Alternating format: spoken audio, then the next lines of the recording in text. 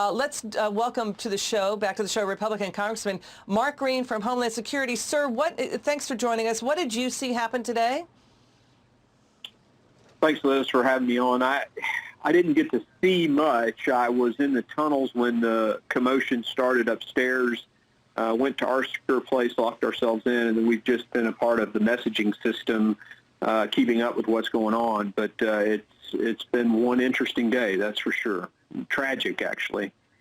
Well, Republicans who object to the vote result, who dispute the vote result, they too are condemning what has been going on, what happened in D.C. today. We're talking officials like Brad Parscale, Rick Grenell, Kellyanne Conway, Senators Ted Cruz, Rand Paul, Marco Rubio, Kevin McCarthy, Representative Michael Waltz, first daughter Ivanka Trump tweeted. Her tweet was then later deleted. All of them condemning what happened in D.C. today. Sure. Your thoughts?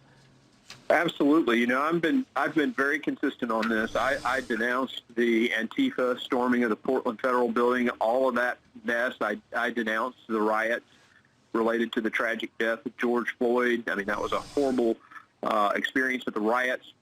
Afterwards, I denounced those. I denounced this. This is unacceptable. It's not how action happens in a nation of a rule of law is central and paramount to who we are. I mean, what gripped me as I saw all of this, all of the images, you know, our Capitol complex hadn't been treated like this since 1814 when the British stormed the city and burned the White House. I mean, that's the last time something like this happened. This is unacceptable. Yeah. It was, you know, critics are saying it was wrong when Antifa rioted, when the Black Lives Matter protests turned into riots that destroyed cities, towns, business districts were torched, businesses were lost, government buildings destroyed and damaged, people were beaten, dozens were killed. That was wrong. This is wrong. That's not debatable, right?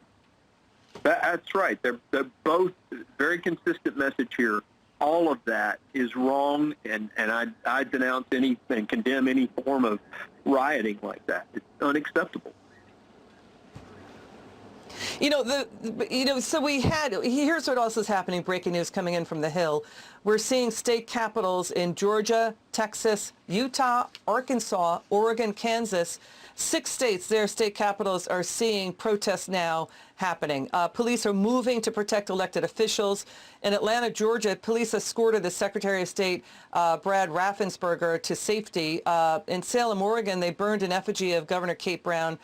So we're seeing protests now breaking out across the country of what happened with the vote result.